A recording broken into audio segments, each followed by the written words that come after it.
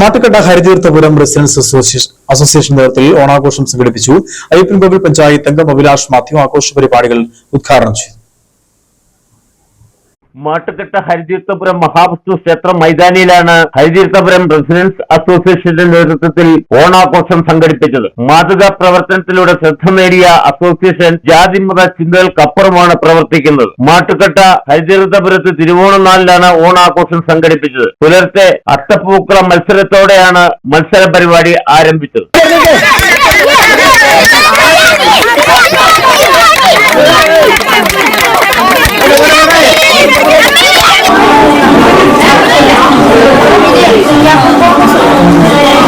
PN വിനോദിന്റെ നേതൃത്വത്തിലാണ് മത്സര പരിപാടി നടത്തുന്നത്. പരിപാടിയിൽ റെസിഡൻസ് അസോസിയേഷനിലെ മുഴുവൻ അംഗങ്ങളും പങ്കെടുത്തു.